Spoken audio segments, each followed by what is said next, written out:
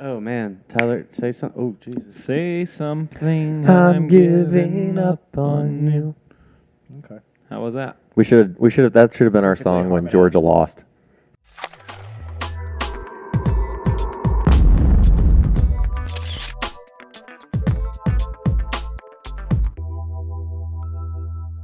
Hello and welcome back to another exciting podcast episode of American Pylon.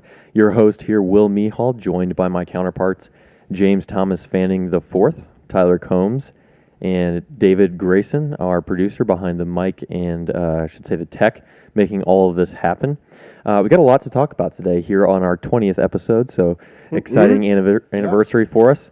Proving all the haters wrong. They said we couldn't do it. So we would make it this far. Joke's on y'all. Here we are. Here we are. At the top. Mm-hmm. So we're going to talk a little bit about the Georgia versus Auburn game this past weekend. I know it's a little bit later in the week. We're broadcasting here on Thursday, but still want to dive into that. We'll talk a little bit about the upcoming game against UMass and then some other exciting Georgia Bulldog news. But before we get into all that, I want to give a shout out to our partners at In We Go. We've talked about them before on the show, but for just $30 a month, you get unlimited access to events in and around the city. It's now live in Phoenix, Denver, Atlanta, Washington, D.C., and the Tampa area.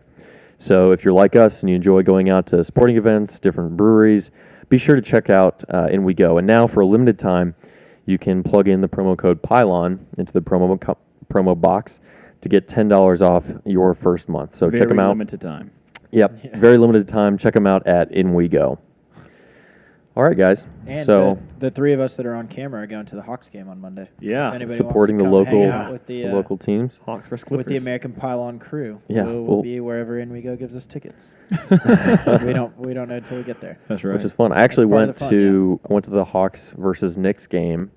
I guess it was last week. Natalie and I went. That was our first basketball game, so that was kind of fun. And the whole reason that I wanted to go is to see Kristaps Porzingis play, and I didn't realize that he is basically out for the entire season. So that was wildly under exciting, I guess you would say. Did the Hawks win? You know, we left in the sports.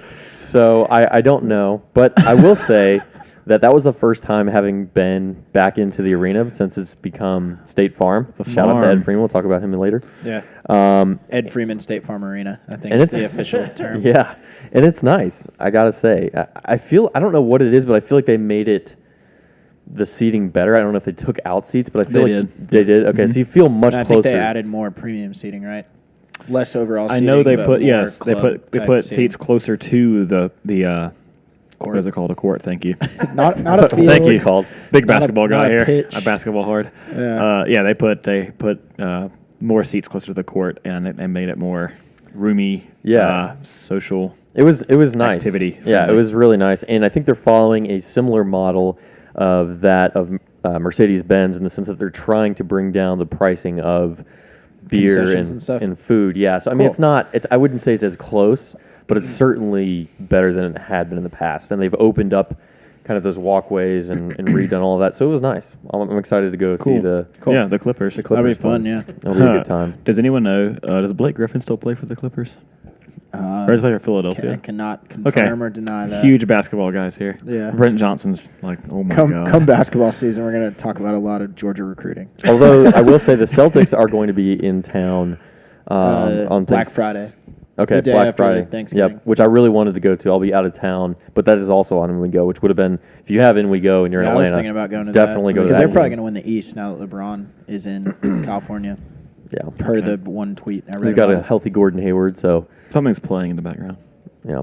But let's go ahead and jump in, and we're going to talk about the Auburn versus Georgia game. Now, is that you, Tyler? Probably. Tyler trying to call us out, and it was his fault the whole time. So we're going to talk about this game this past weekend, Auburn versus Georgia. Now, you guys were down in Athens, right? Yep. So how was it? How was the atmosphere and tailgating scene and all that? Yeah. It was a solid atmosphere. I thought it was the best atmosphere of the season so far. Really? I thought it was the best one since that LSU game that we always talk about in 2013. Oh, okay. Yeah. 5 years ago now. Yeah. It was very loud. Electric. Third down. Very loud. Like I noticed that too. It was there was one play in particular when we had I'm going to get into all this later. But there was one play, we had him on the 1, and everyone was kind of yelling. Everyone's like, giving him the business, clapping, just making noise, as you usually would. And DeAndre Walker stood up and pumped the crowd up one more time, and there was 8 seconds left in the clock, and then the volume rose by 10. I don't think you think you're being loud enough, and then you see someone pump everybody up, and it just gets That's awesome. that much louder. It gives me chill bumps talking about it, but that was cool to hear the stadium almost just double in it, amplify and just kind of really get really loud. And then they had to call a timeout. So it felt like you were definitely a part of that play, and it was just fun to hear the stadium get that raucous. So, but anyway, I agree with Jimmy. I wasn't at that game in 2013 versus LSU, unfortunately, but I have to say that was probably one of the better environments we've had in Sanford Stadium in recent memory. No blackout, though. No blackout, which I was okay with. It would have been fun to see them run out in black just because I came out and practiced in red, kind of like what Mark Rick did back in, what was it, back in 07, 2007. 08. That would have been fun. I think the stadium looks good in black with a little bit of pop of red. It does look sharp, but I am in Kirby's corner when it comes to that, which isn't the popular opinion of.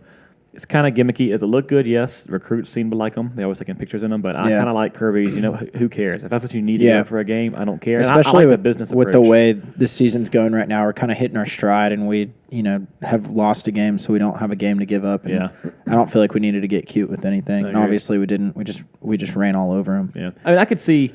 I think it was big for recruits that aren't on campus yet. If we run out, that's cool. It adds a little bit of juice. I think it's a little bit of fake juice as far as what the team needs. I could see Kirby totally pulling the black jerseys out versus UMass and just being like, "Oh, you want the black jerseys? Yeah."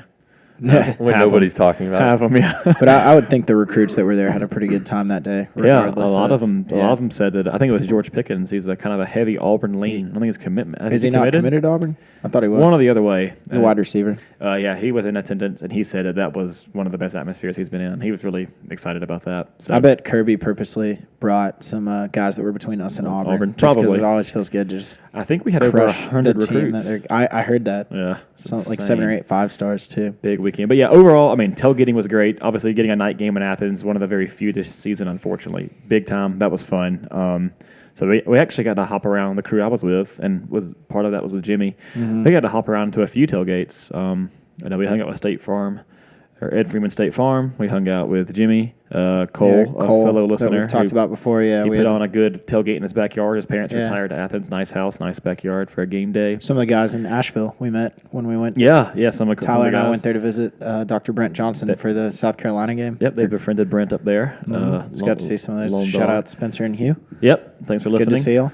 I don't know if they listen or not. Yeah, they probably don't. Anyway, but yeah, good. I mean, good time. A lot of people in Athens. Most everyone I talked to before was heading up to Athens. I mean, whether they were going to the game or not, Jimmy and I did. Most of the friends we were with did, but everyone I talked to, at least from Atlanta and surrounding area, was heading to Athens just to partake in the festivities. Some of the people in my Airbnb were Auburn fans that it was their first time in Athens, and I think we got to show them a really good time. Yeah. I mean, when we saw them after the game, they were in good spirits. No one was giving them. Yeah, I think they had pretty not super high expectations going in, so night was going to be, well, our night would have been ruined, but their night was not ruined by losing to us. I would have gone to the rest of the games. I think I would have set out UMass and Tech if that was even Auburn delusional superfan Sawyer Page was in a pretty good mood after the game. He told me before he knew that they probably weren't going to pull that one out, so he was determined to have a good time. Yeah, all in all, fun atmosphere, good atmosphere, a lot of people there, a lot of familiar faces, and that's just to me that is my favorite game, I should say, of the season. It always is. How does that affect? I mean, being a lifelong Auburn fan for as long as I guess I'd say ex-Auburn fan for as long as you were. How does it affect you on these types of games? Yeah, it doesn't anymore. I mean, I'm all dog, love it, love Athens. That's why I even switched my allegiance, which sounds funny to say. Most people are very religious and very funny with sports allegiances. After graduating, we don't have to get into all that's that. The funny part. But maybe I can tell you that. If you want to know, DM me, hit me up. I'll let you know the story. It's very riveting. Anyway, but it was like a coming to Jesus moment. It was. It felt like I was coming out. Really proud of him. It was a good time. Anyway, but at first, the first few games, I wanted Auburn to score. I wanted it to be a good game. I wanted them to score in Georgia's way. I wanted Georgia to win. the more years that have gone by without that, and obviously with our recent success, I would be pissed if Auburn upset and ruined our season. So it's not even it's cool because all my family, diehard Auburn fans, uncles, cousins, brother, mom, dad, all that. So that adds a little oomph to it. I think that's why it's so special, because even for the recruits, they're between Auburn and Georgia. There are guys from here, our guys are from there, vice versa. I mean, the huge Auburn fan base here in Atlanta. Huge Georgia fan base, obviously. So, I mean, we're surrounded by it. So there's a lot of close connection. It's a very intimate rivalry. It was crowded. Has your relationship with your dad changed at all? No, it's mom. Dad went to Auburn. Mom went to West Georgia, so close by. But Mom not welcome home anymore. Yeah, Mom. She told me. Laugh. She told me, don't come back here. She goes, I will never buy you anything Georgia for birthday, Christmas, and none of that. She refuses. Like half your Good list. for her. I respect that. I'm religious about it. My parents are. That's where I get it from. So that's the life I know, and I love it. It makes it fun. So the life I lead. It's a good weekend. But well, it's better than I bought all my family one Christmas a Georgia T-shirt. And just one. Wasn't just one for everyone. And now that's like a rag in the garage. They were given to Goodwill. I bought every single person in my Did you immediate buy it family. Ironically, or did you think they were actually going to like it? I mean, this is when I was there in school. It's not even. I mean, they're Notre Dame fans, for God's sake. It's not like they're supporting another team in the SEC. I feel like they could support their eldest son. Certainly, yeah. In his hopes and dreams of not only graduating from college, but us being national champions, winning a national championship. Reel it in, Will. Okay. I feel like that was just uncalled for, and I'm still bitter about it. That's 7 years fine. later. You should ease into like a Georgia dad, Georgia mom. Can we start recording over? You should ease into like the Georgia mom bumper sticker or decal, maybe. Like just put it on their car without them noticing. Yep, I got my mom a Georgia mom thing that goes like around her license plate that you put on with a screwdriver. Yeah. You know, what is that thing called? License plate frame. License plate cover. I don't know. Okay. I got her one in Knoxville one time, and it was on there for 3 days, and she was in Target or something, and somebody took a screwdriver and stole it. Or threw it away. Probably didn't steal it. But she came out from the grocery store, Target, wherever she was, and it was just gone.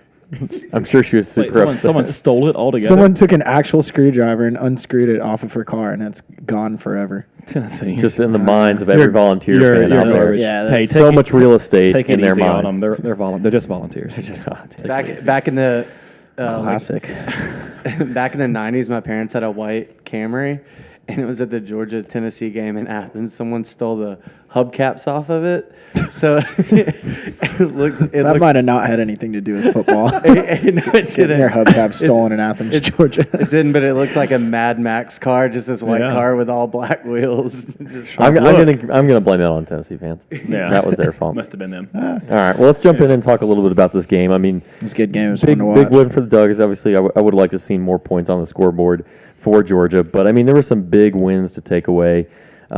Just dominating the time of possession, obviously, right off the bat. I mean, that comes from a good performance all around from DeAndre Swift, Terry Godwin. Let's talk a little bit about those wins that the Dogs had on the offensive side of the ball and what you thought going into the game we were going to see compared to how things played out as time progressed and eventually we wrapped things up.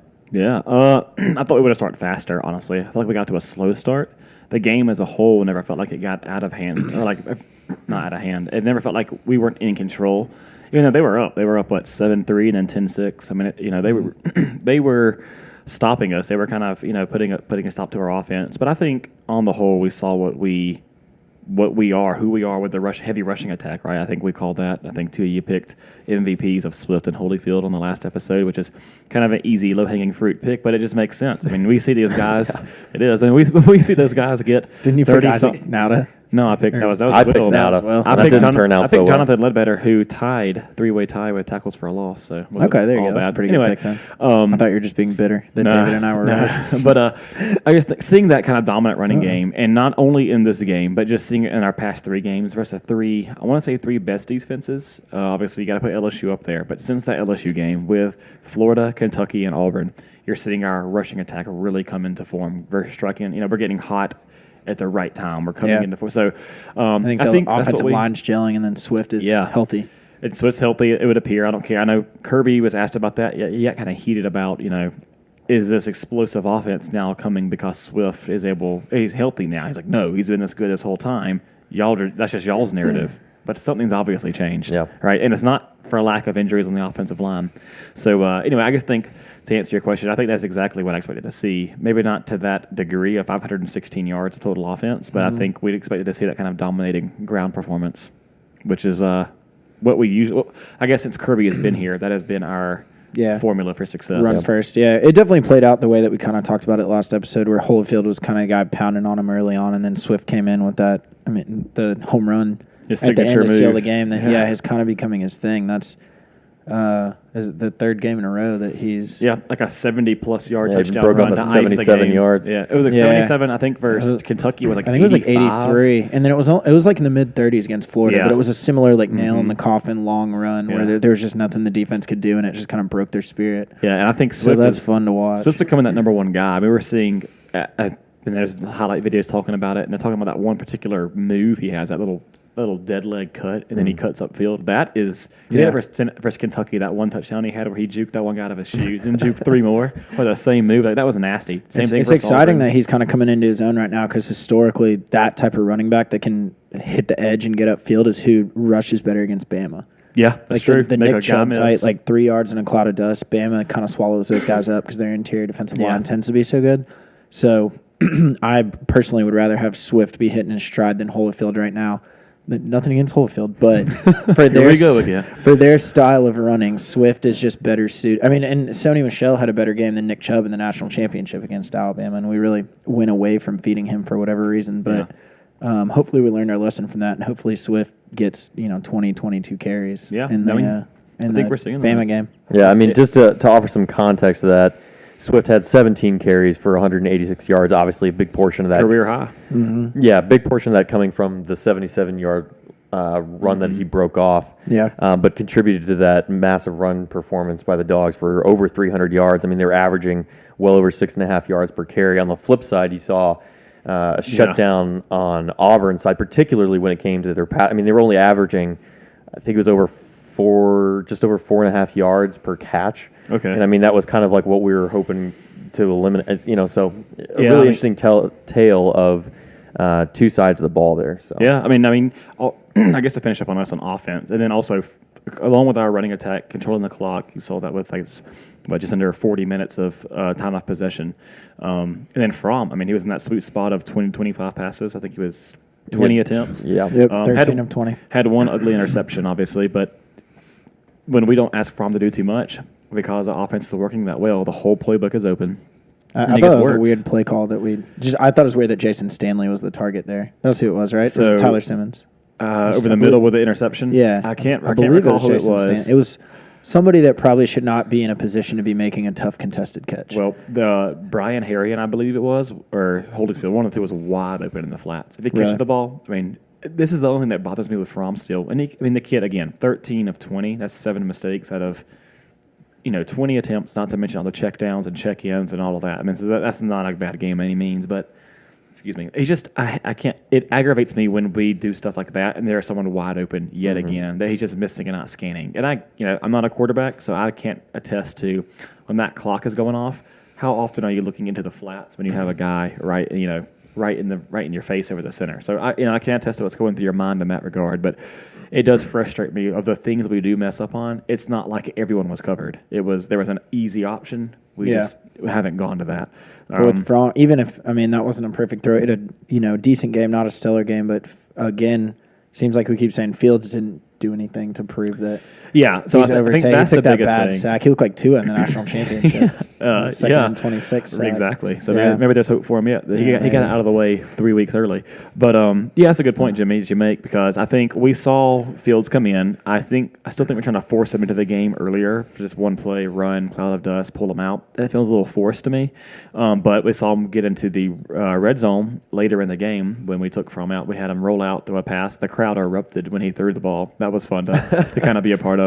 And then almost 3 plays later, first and goal on the 2, I think, and he take an 18-yard sack or 16-yard sack.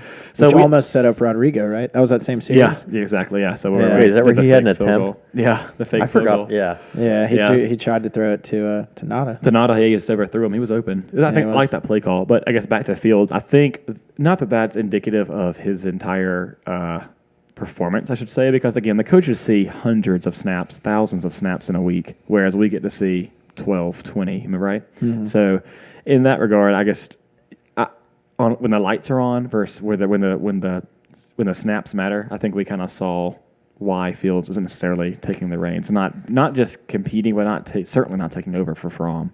So can he add a spark? Yes, but I think that helped kind of quiet that conversation. Yeah.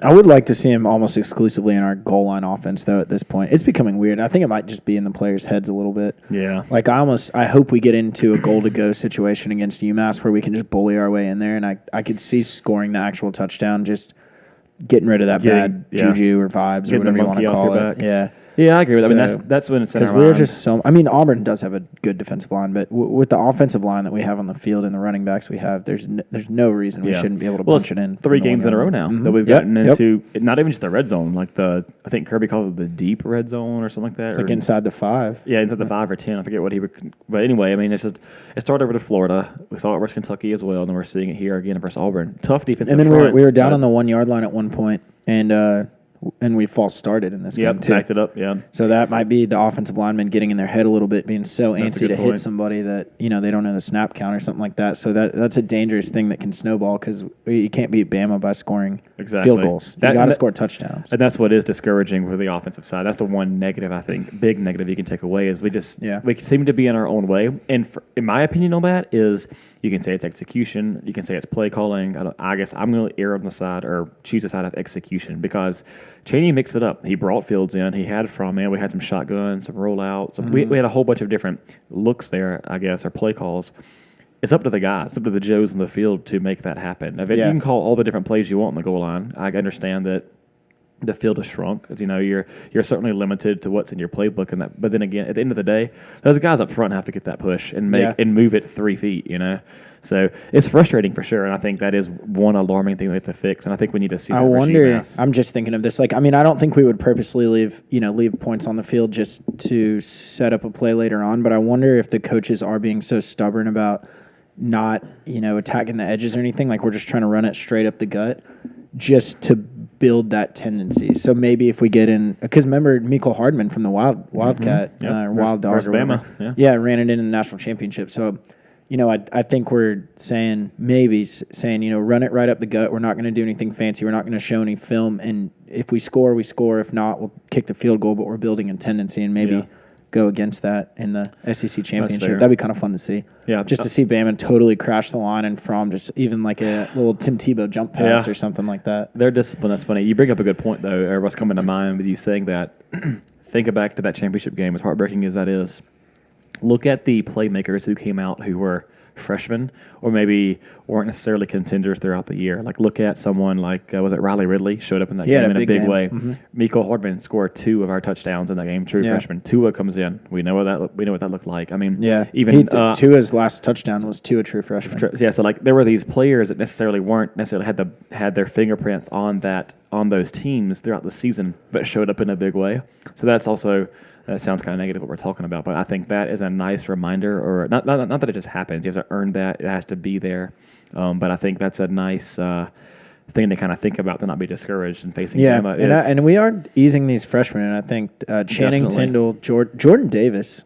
He literally fixed our run defense pretty much by himself, and he's a true freshman. I'm really excited. A 3-star for him. I didn't realize. I looked that up today. 3-star. I mean, that's scouting by our staff. I mean, and I remember reading online some of the guys that get paid to evaluate the recruits and stuff. They said, don't get so caught up in the stars because for whatever reason this guy didn't earn a 4th star or 5th star, but the staff was real high on him and felt like maybe he wasn't. And he was one that I said in an earlier podcast, maybe he had a chance to play later in the year, which good for him. Seems like he got himself in shape to get on the field earlier rather than later. I remember, but him in the middle just is playing that. He's the new John Atkins. Yeah, exactly. He's playing that Atkins role not a sexy stat guy, but just swallowing up the middle and helping the linebackers out. Tyndall and then Reese at safety. Otis Reese. Yep. And those are 3 guys. Adam Anderson. Yeah. We got a bunch of freshmen guys that we were real excited about before the season. Then we've kind of tapered off during the season, but now coming on, they're slowly making their way onto the field. It's pretty exciting. Yeah,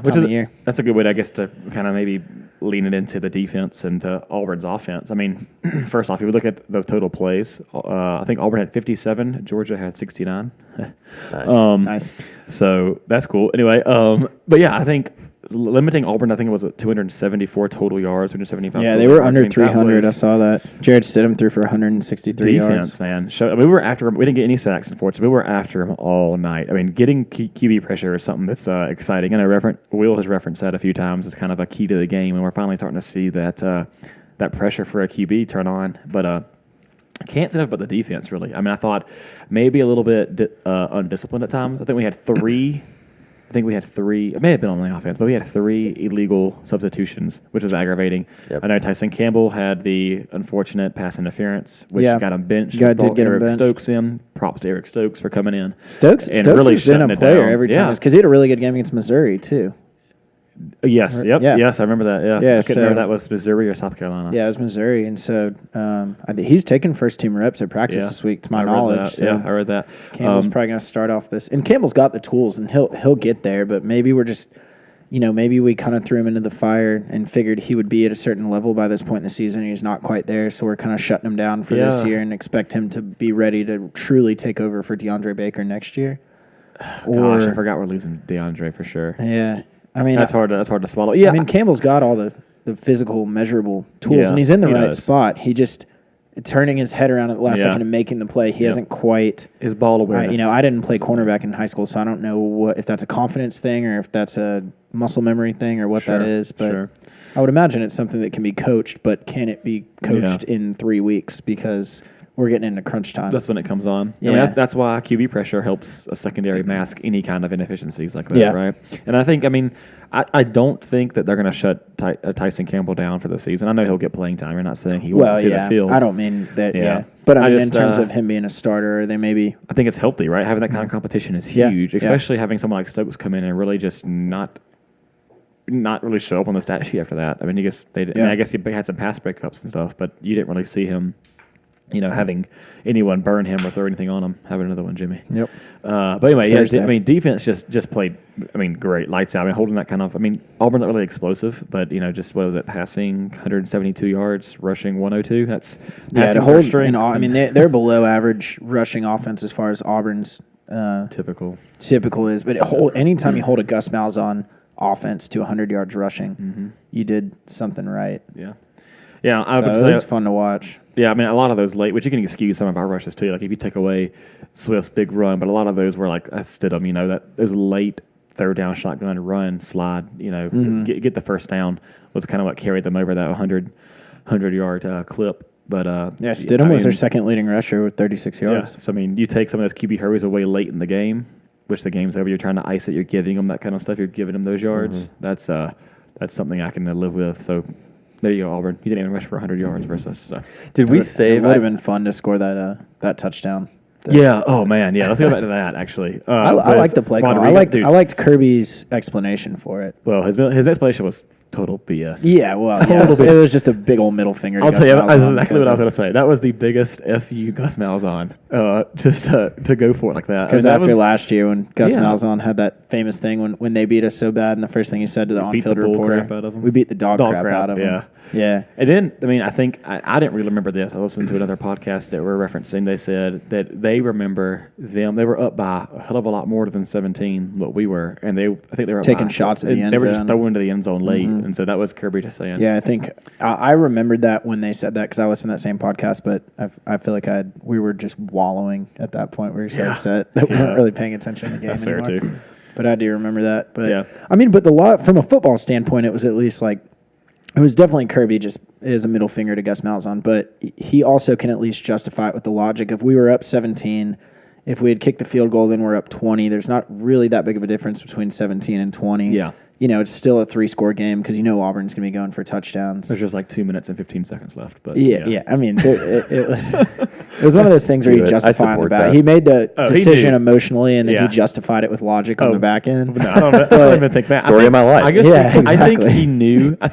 He said, if we're doing this, I already have him. He knew his explanation as soon as they put him out in the field. He's like, they're going to ask me, and I'm just going to answer. He already had that written up in his head. I love that. Which is fun. Yeah, he said they said we were driving downfield. He was like, if we get to a field goal, we'll fake it. He said they just called it on the drive when the offense was driving. That's awesome. I thought that was pretty funny. Did we save the game predictions for Yes, those I scores? did. I'm interested to see. I was worried. I'm interested to see where we were. So the actual score was a little high. 27-10. I think we all were. It's okay. Actual score was 27-10. I went 38-20. Jimmy went 31-10. So there you go. David went 42-10. If we would have kicked the field goal, I'd have only been 1 point off. Yeah, that's a good point. Damn So it, Jimmy wins, and then Will went 35-13. And to run back through the MVPs, I went Jonathan. And if the touchdown, I think he would have won. Yeah.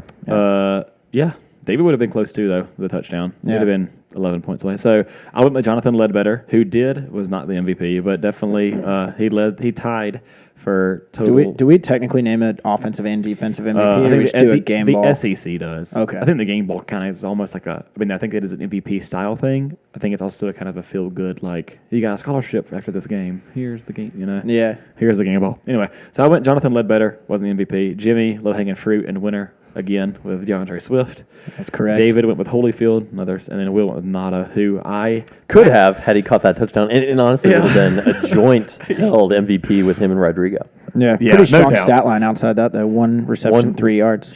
Yeah, Nada last week too. The 2-minute drill after glimpses of it at LSU and versus Florida. Florida. Oh, that was fun. Nada's That one drive was 2-minute, like, it's so funny. Even in the stadium, I don't know if you guys recall, but during LSU even and during Florida, the 2-minute drill came on. Nada was just getting the ball fed to him. He's getting open, breaking tackles, getting out of bounds, just over and over and over again. Really padding his stats, I guess, to get on the field and get some points. And the last 2 weeks, everyone kept saying, it's not a time. It's not a time. When it's like, we get the ball back, the minute 30 left, 2 minutes, whatever, and Nada's nowhere to be found. So maybe teams are picking up on that. Jeremiah Hallman didn't have a catch. Never reception. Yeah. That's rough. What do you know? Terry Godwin, Just though. looking- Terry Godwin yeah. had a I'm coming just looking out down party. our receiving stats, and it's like we just have so many good Yeah. receivers. Yeah. Like Terry Godwin, DeAndre Swift, Mecole Hardman, Riley Ridley. You got to shorten the bench there. Yeah. 84 yards, To that point, 3 though, receptions, and 1 That touchdown. touchdown Terry was fun Godwin to watch. Dude, he had a coming out party, man. He looked great, even on punt return. He was making all the right decisions, great blocks, great catches. It was fun to see Terry kind of show back up in a big way and kind of lead by example, which obviously takes him getting involved. I like to watch Terry Godwin return punts because to me, I like when he gets to actually return a punt because to me, we put him out there to fair catch because he has the best hands on the team, and we put Mecole out there to try and make something happen. But occasionally, we'll think that they're going to kick it to where it's a fair catch and it's a bad punt. So Terry Godwin's able to get back under it and return it. So I'm sure he's dying to return him, but he knows his role is more to be the fair catch guy. Yeah. So I'm sure when it works out that he gets to return one, it's pretty exciting because I'm sure he returned them all of high school and stuff. And That's fair. Yeah. To your point, I just love looking down the box score, the stat sheet, and looking at 213 receiving yards, which isn't. I think the mark people usually shoot for is 300 receiving yards. That's kind of the That's mark. like the 100 yards rushing for quarterbacks. So, but scoring 27 points in a game that we didn't need to throw it all in the fourth quarter. So, again, I won't say it all, but through 3, we kind of had just about everything wrapped up, or felt comfortable to still have 213 receiving yards against 8 different receivers. That's spreading the ball. That's not leaning on one guy. That's by committee kind of gets a bad rap, but that's encouraging to know that you can certainly rely on a whole host of different weapons there. Yeah. Did y'all catch the Florida game at all? Florida South, because y'all would have been tailgating. close, right? Yeah, we were watching They it. come back. South Carolina was way up, and Dude. Florida came back and beat them. Yeah, I went to the kitchen and came back, and It was that fast. It was like 28-14 or something like that. They might have had 32 at that point. It was to a point where I thought Florida had no chance. I literally stopped watching for like a little bit and came back, and then it was like they were like a field goal. Yeah, I couldn't believe it when I saw the score at the end. I was like, won did that. I I think- misremember They what? won the game. Florida Won. They came back. But they were 35-31.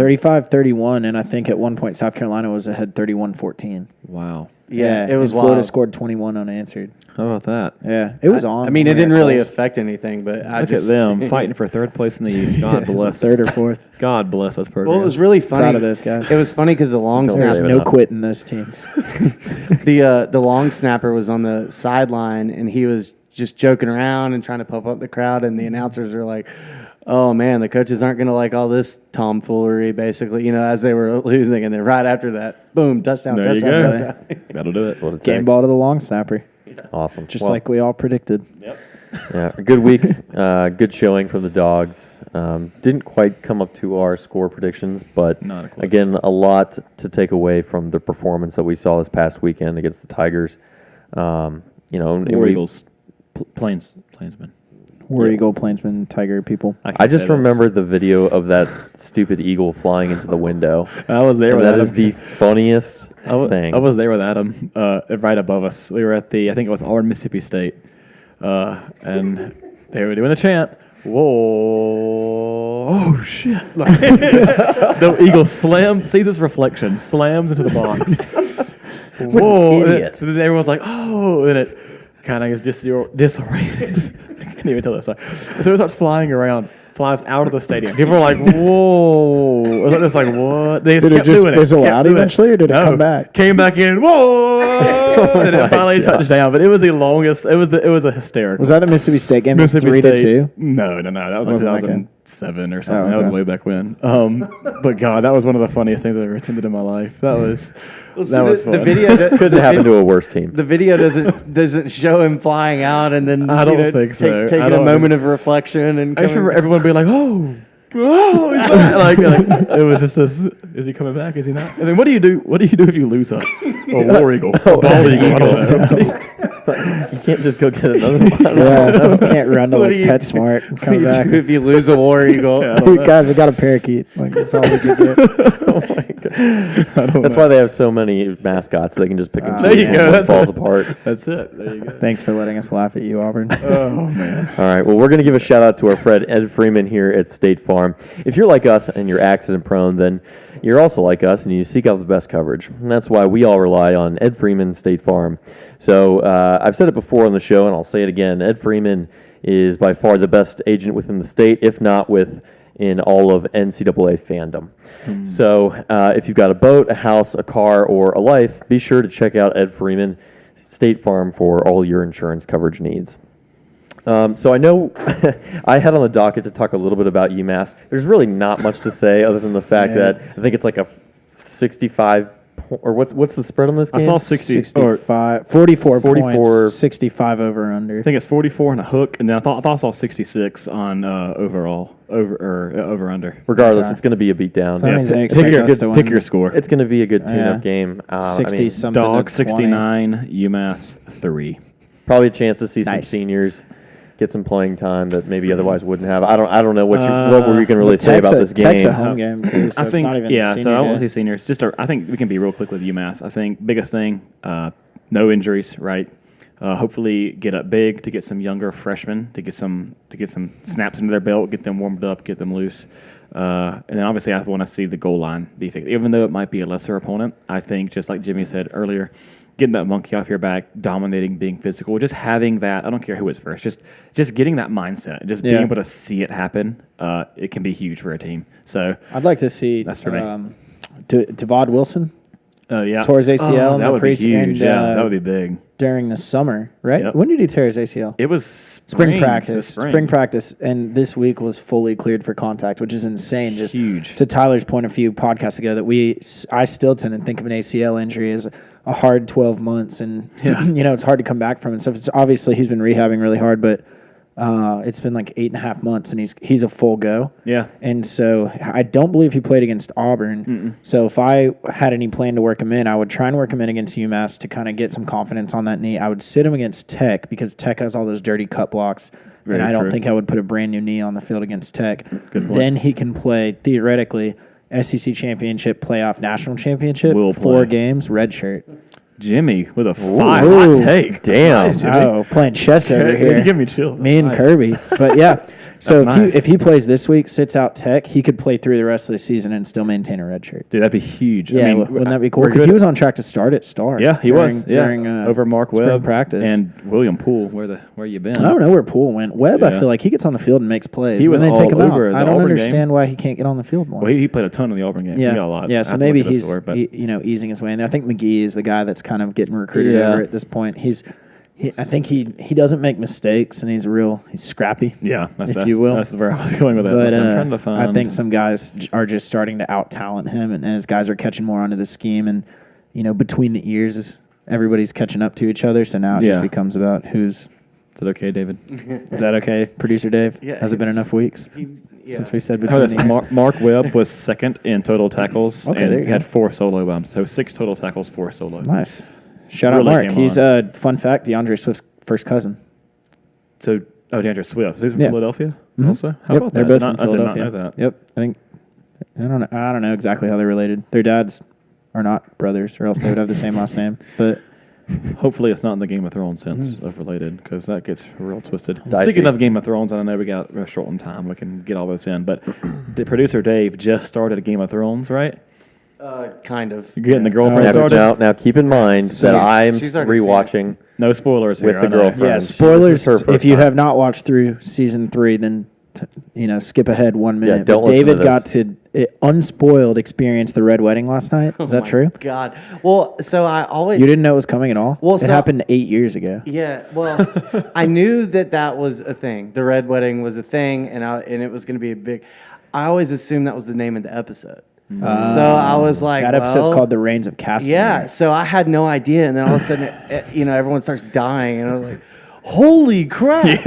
Yeah. I didn't believe it. When they stabbed Rob. Can I say this? Yeah, no, Here. we're in Well, if you're spoilers. listening, no turning back now. Yeah. When We they have stabbed, about 15 more seconds. Sorry, yeah. Until we told people to skip ahead. Sorry, we'll wrap this up real quick. When they stabbed Rob, I was like, "What?" That's a favorite. there's he's the heir to the throne. He was He's John- all- he Just know that if you're watching this show or starting it, you can't have any attachment to any of these characters. He was Not- Jon Snow. chances are they before will all Jon Snow. die. like zero, like none. Like don't even name a character outside of that.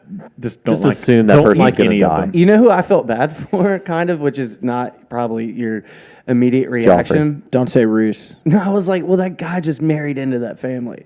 They like kind of take that stuff Yeah. seriously. It's like they're just gonna kind of come out the next. Well, they also morning. take Strategic. You're talking about Catelyn's exchanging brother? the bridge for a wife pretty seriously. Yeah. So I think that's where that all came into play. But don't Anyway, want to so- harp too yeah. much onto that. But yeah, we can move on from UMass. Off air. We'll Yeah. talk about that off air. More exciting. We'll just, in the off season when Game of Thrones is in season, that's what we'll do. We'll do most some of the episodes podcast on about. Yeah. Yeah, but more exciting. We booked Clemson and Texas. Yeah, that's on the exciting. schedule, Yeah. which is awesome, albeit a little ways out. Yeah. I but booked my Airbnb in Austin for 2029. that's Did you? Very nice. you get a good rate? Didn't know they can go out the fuck. Yeah. I actually just bought some land, and I figure We still need by the 2029. We still need the 2030 LSU Airbnb too. So Oh you can yeah, get on that, we're Jimmy. back at LSU in 2030. Yeah. We'll just Yeah. we'll do the Bourbon Street thing again. That's fun. But- Yeah. So back to Clemson, Texas, real quick. That huge. Also, and that's what I want to see. That's what college football wants more of. I know there's an argument to say you don't need to in the SEC. You don't need to play a Power Five. You don't need to play these big teams. If you get to win the SEC, as we could this year, you go right without having a Notre Dame or a Texas or a Clemson on the schedule. But I love this home and home. I Going like to it. Austin, Yeah. seeing that. I mean, iconic program, iconic stadium. I mean, that's just how fun is that, right? Yeah. And then Yeah. they come here, we get to host them, building, and then it's huge for recruiting. The only downside of this is I realized I will be 39 and 40 when these games are being played. So Ooh. I did. probably Recruits, finding a babysitter for The, that's kind of uh, an eye opener. for going to the game. kids that will play in these games are anywhere from kindergarten to 6th grade right now. That's Isn't that weird? They're kindergartens. Start recruiting now. Yeah, my coworker, her Get out on daughter- that her playground. daughter You want is to a- play Texas? Start running 40s in between the slides and see That's how what people are doing. My coworker in Marietta, her daughter is a kindergartner right now. So when they announced this game, I was like, "That's perfect. Like Ella will be a freshman at Georgia, She's going to be. and we she's can gonna all be, go up and we can hang out with her." Yeah, there you go. That's not weird. Yeah. She's going to be a KD watching the game with her. Oh my god. Hopefully with her Kirby pin still. Definitely. Yeah. Hopefully Kirby's still here when I'm 40. He'll be also be awesome. the Hopefully I'm university still here when president. I'm 40. Yeah, that's a good point. That's a better way to look at Please, it. Lord. But let me I get- I'm do planning see- on it, but you never But know. I think the logic for these games, if I'm Kirby, the way I'm looking at it is realistically, there's going to be an 8-team playoff by then. So you're going to be able to have, 2 losses and get into the playoff as they keep expanding it. So he's kind of looking at it like, well, we might as well schedule these high-profile games that help with recruiting and kind of get out in front of everybody and gobble up, the UCLAs and the Texas and the Clemsons of the world and go play those big games. And if we happen to lose, it's not the death blow to your season that it would be right now when it's only a 14 playoff. That's fair. That's good. I mean, there's no telling what the landscape And will you look could like. also argue the opposite of that when there's 8 teams, it'll be strength of schedule won't matter. So why would you schedule anybody? Just schedule a bunch of cupcakes, play your conference schedule, and then you're more likely to get in. I mean, you could argue that both ways, but I'm glad Kirby is siding on the side of I want to play Texas. It's gonna be fun. Yeah, so that's the thing. So Texas, we're all about Texas. We're more familiar with Clemson, obviously geographically. We've played them recently. Yeah, this is like when did we play them last? 2014, 15. 2013 at Clemson and 2014 in Athens. Yeah, which was like Chubb's coming out party, which was fun. Yeah. Malcolm Mitchell tore his ACL in Clemson at the 2013 game. I don't recall that. So that's sad, but it'll be fun. It'll be fun to go to Death Valley with Kirby. That'll be if we still have Kirby. That'll be fun. And obviously they host them again. Big time matchup. Dabo's obviously a generational coach as well, but that does not excite me. I don't know why. I think it's because it's. I wish that was a more consistent matchup. See, and I hear that a lot from a lot of older alumni. It used to be. And it used to be, Same with Auburn. So I guess I don't know. It just doesn't something. And it's not that they're not a good team. They're a national powerhouse, a perennial contender. I don't understand that. And Dabo's a fun coach to go against. They're a good defense. Like I understand the benefit and the exposure and that's going to be a big time game. And I'll be fired up for it. But I just. And this is me being spoiled. But I guess just because geographically, I want to branch out. I want to go see something that I cannot get. Possibly every year, right? Yeah, I can go up there and catch a Clemson game, right? If I want to. If I want to go watch Clemson, Vegas, Louisville, Vegas Eric. Yeah. Like his parents have been there. I want the Texas. Yeah. I've been to Death Valley myself, but I guess I want to go to Michigan. I want to go to Ohio State. I want to go to Wisconsin, USC. Even I want to go check. I know that's obviously like a bucket list. Those are all the big time programs, right? But that's. But that's Texas fair. I mean, that's even a Oregon fair thing to want. Arizona Oregon State would be cool, something different. Just Clemson is just so close. This is me just being spoiled. I know that, but it's so close. It's like Texas would be cool. We're playing Clemson in 2021, I think, in Atlanta. We have there's actually a game that's realistically close to talk about. I guess is what I mean because. We have Notre Dame next year, and then we have Clemson coming up, and then I'm really excited for that. And then after that, what do we have? UCLA in 2025, 2026. Super fun. I definitely want to go to that. I mean, and like the Rose Bowl is a cool. And cool UCLA stadium. is not even comparable to the kind of program Clemson is right now. Not even close. Mm-hmm. But I am I'll say sadly, more excited for that just because it's so unique and it's so different. Yeah. Well, we have no idea what the top teams are going to be then, but.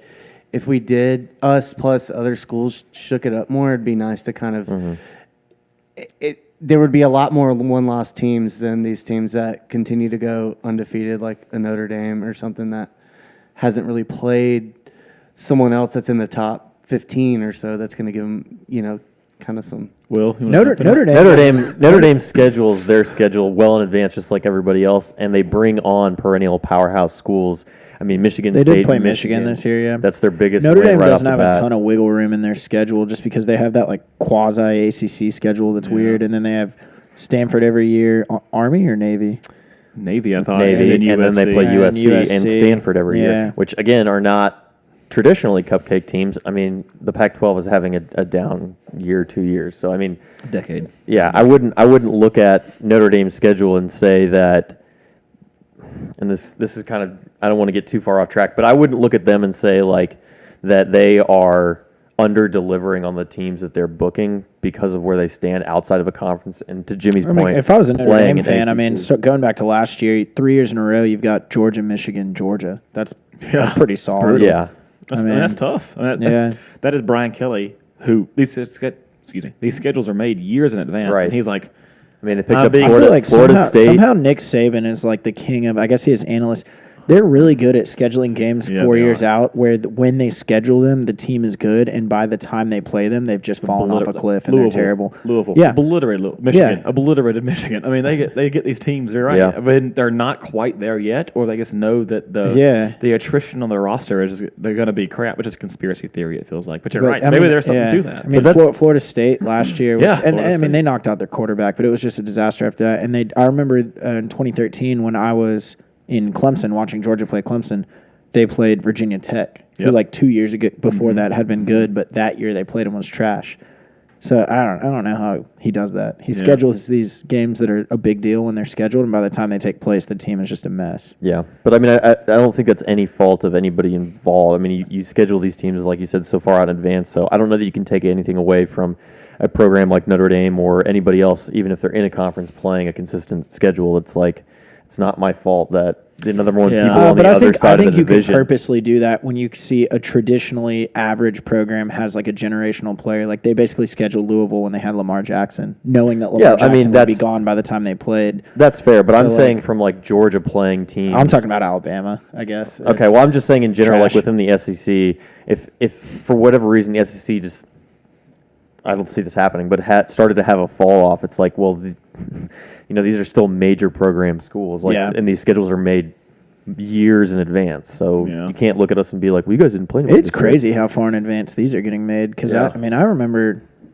when we were in college, they would announce these marquee games like maybe 2 seasons out. Mm-hmm. I mean, I remember them announcing Boise State, which was 2011, right? I was a junior and y'all were seniors. Yeah, that's right. Yeah, they announced that game like during the 2010 season. I'm pretty sure. I'm wondering like what the need is to do this so far in advance. TV. It's got to be TV. Lock all that TV 10 money. I mean, that's still way. 10 I years. kind of agree with Will. I think That's. I mean, you got to. I feel like you got to. That's where the money comes from is TV, right? I mean, Yeah, but he's Yeah, like but 10 why is years 10 years necessary? ungodly amount of you time. can pitch it. You can, like, for instance, I For would 10 years? Yes, because that's contract based. So, like, for instance, Well, I think 10 years out for Texas may just be the closest that we have 2 years that we both have an open date that we can make it work. Probably. Because we've got UCLA coming up in 25, 26. Something like that We've effect. got some Chick-fil-A. We got Virginia coming up. We got Clemson in a Chick-fil-A Yeah. game. We got Notre Dame next year. So it may have been that we went to the table and one team or the other was like, we don't want a gap year. We want it to be home and home 2 years in a row. Yeah. And then when we sat down and maybe, they have some neutral site games already planned out that they didn't want to schedule a Georgia and a It's probably more realistic. whoever That makes Texas sense. plays that's out of conference, and so that may have just been the first one that worked. And No, that's fair. It's probably more realistic. I mean, I think the TV thing is what I was reading an article the other day is it was saying the SEC is trying to, or they're in talks with NBC to get a primetime like 8 p.m. game Really? with the SEC. So I thought Notre Dame owned so NBC. they do. They're in. I don't know what the agreement is. It's just a discussion. So it could be nothing. But I think it's like that. If you can line up and say, look, What was this? What year was this? Does for? Notre I don't know what does year. Notre Dame play in NBC even when they're the away team, or that's their home contract? I think it's their entire schedule.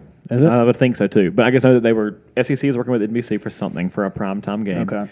So I could see a conference like that looking to line up like Sankey and all that. Who is the commissioner now? It doesn't matter. Anyway, Sankey I can for see the them lining SEC. up and saying, "Hey, here are the games that are out of conference, whatever that we can bring you. We can bring you all Georgia, Clemson. We can bring you Georgia, Texas. We can bring you Texas A&M, Notre Dame. Well, whatever it may be. You can say, hey, outside of the conference, here's some of the primetime games you can pick up that aren't just a strictly SEC national basis. So I can see that. a conference wanting to be more marketable like that to get more TV money because the TV money gets shared across the team. So I know. as much for as I me, love this sport, the big the time money out of talks. conference games that we played seemed to have been on ABC. I Yeah. know we played, but I guess Notre Dame was on NBC. Yeah. I don't know. We were there, so we didn't watch it on TV. But the Low key brag. no big deal. I don't know what the rest of you.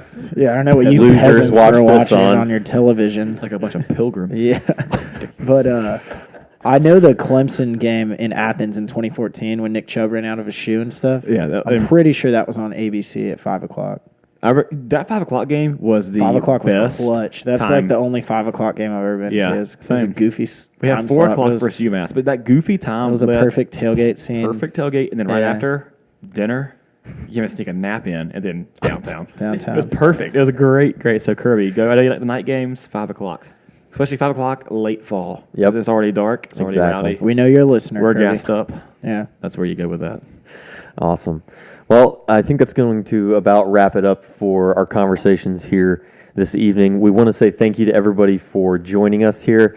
Be sure to like, subscribe, and share. You can find us on iTunes, YouTube, and Spotify. But from all of us to all of you, thanks again, and go Dogs. Go Dogs.